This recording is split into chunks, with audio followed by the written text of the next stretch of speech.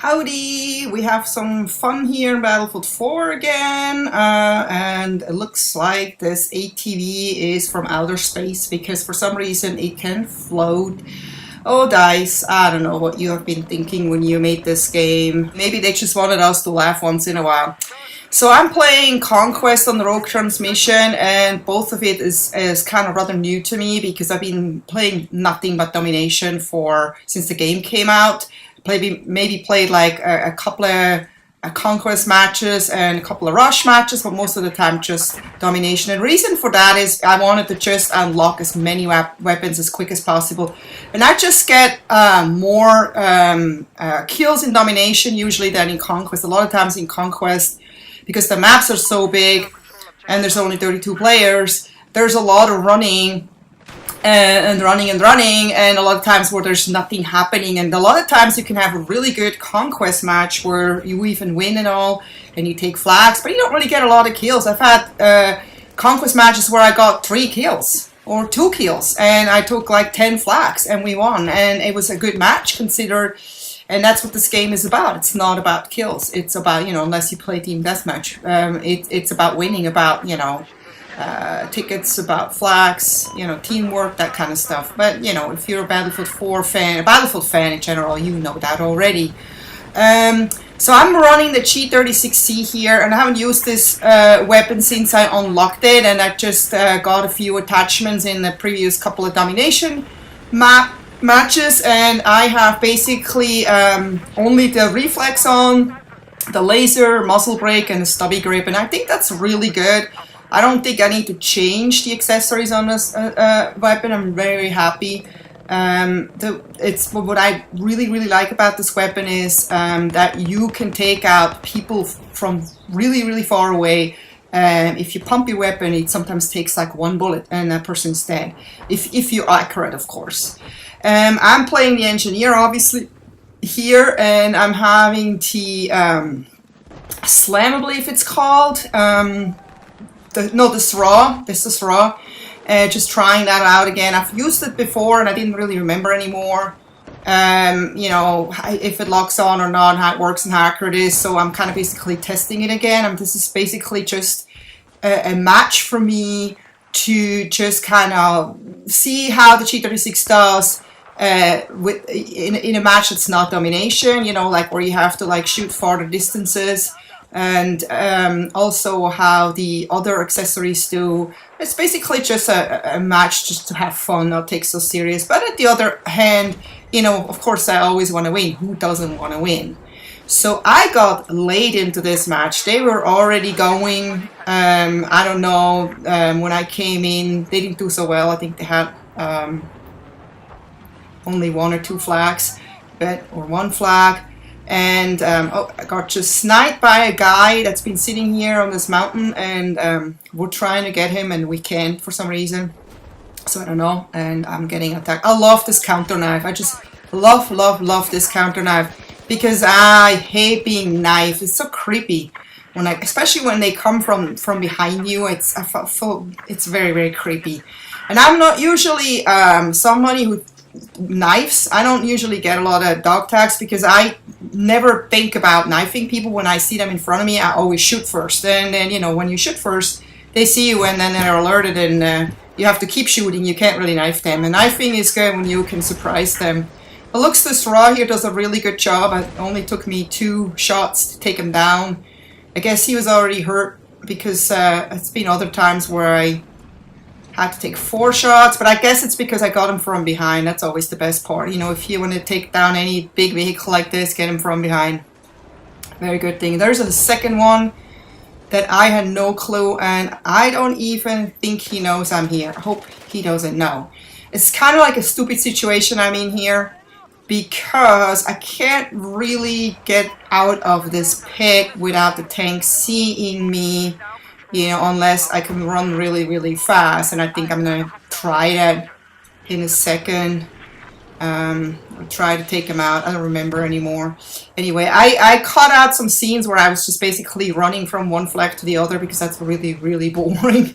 There was nothing happening, and the match was like, over 20 minutes long, and I wanted to make it like 10 minutes shorter than that. So there's a guy. I was lucky I got that guy. So I've been using the SG553 like a lot. And I still really like the weapon. But sometimes you know how it is in games. You get tired of using the same weapon over and over, even if you like it. It's just, you need some change. And I thought it was perfect to just go with another weapon that I actually really like, but I haven't really enjoyed enough. And I have to say, I don't regret I did that. I will keep using this as an engineer. It's just a really great weapon, unless I run like recon or something like that. So something else. I don't know about you, but you know, not sure if you guys are Xbox players, PS4 players, PC players, or whatever. I guess PC players won't watch me because I'm not playing on a PC, and PC players only watch PC players. We're, you know, console gamers are not as snobby. We don't mind watching PC players or PS4 players or whatever. We just want to see good gameplay. But anyway, what I've still experienced is the freezing issues, and I really thought they fixed that, and I don't think they did. I don't know what happened. It can't be my Xbox, because I bought my 360 only, my new 360 only about, you know, 6 to 8 months ago. Before that, I had the really old 360, the original 360. And I got the Red Ring of Death once, and then it's just made a lot of noises and stuff, and I had to get rid of it. And so I don't think this is a problem with the 360 necessarily. And they did say they're fixing the freezing issues, so I don't know what's going on.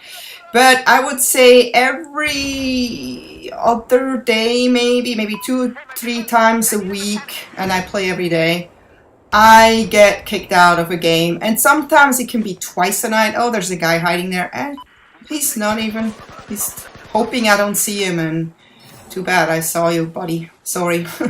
I had to kill you. Yeah, it seems like in this match it's really fun actually. There was this fight about this A flag the whole time, and then usually, you know, you run around from one flag to another, and I did run to the other flags, but I had to keep coming back to this A flag because they just kept taking this flag. And I think it's because their spawn was back there. It was the closest flag to them. I'm not even sure because I wasn't here in the beginning of the game, so I'm not sure exactly. Yeah, it looks like they're spawning right behind there. So it's the closest flag, so obviously they're always going for this flag.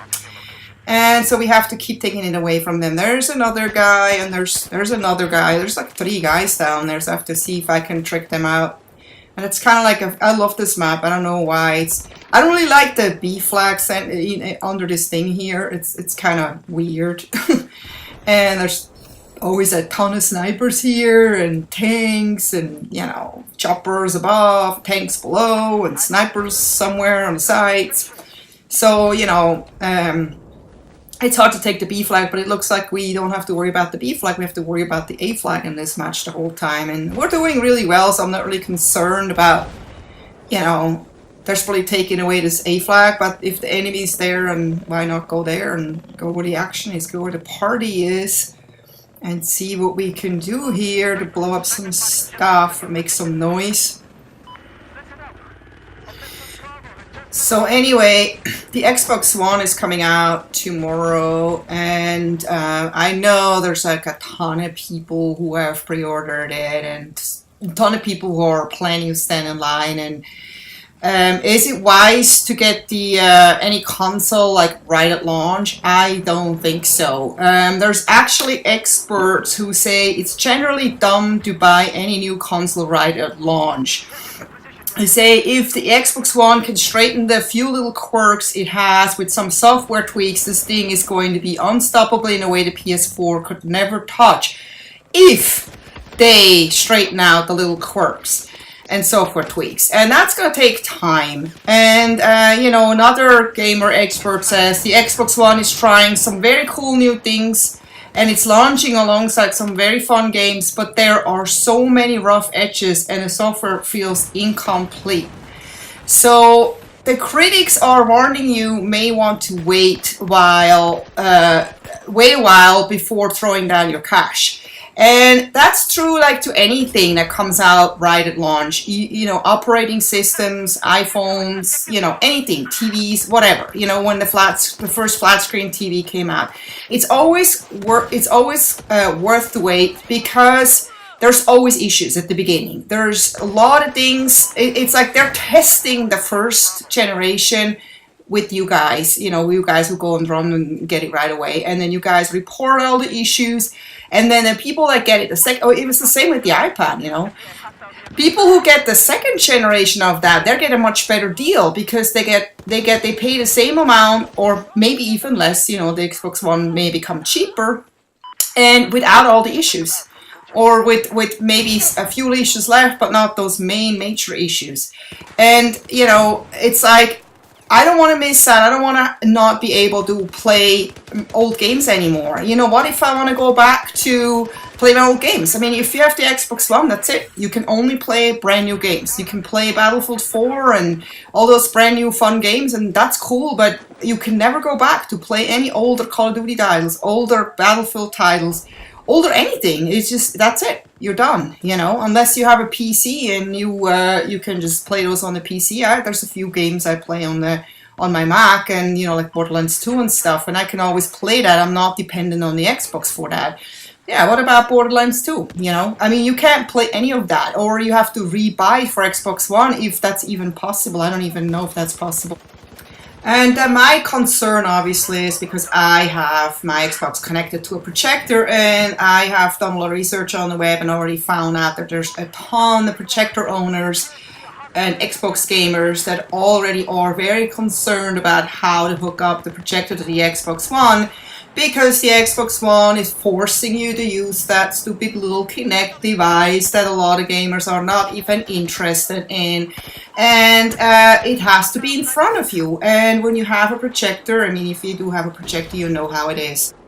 So the Xbox is always behind you. Mine, for example, is up on a shelf behind me. Some people have it in some kind of media cabinet stored away. And that's just not going to work. And the other problem is also that I don't connect my Xbox via HDMI cable. I actually use my old cable from my older Xbox, the composite, so I can split the audio from the video. The video cables go to the projector and the audio cables go to my stereo system. So we have to wait and see if they come up with a cable for projector gamers and what else they're going to figure out. So it's definitely worth waiting. So I hope you enjoyed this, and I hope to see you next time. Take care.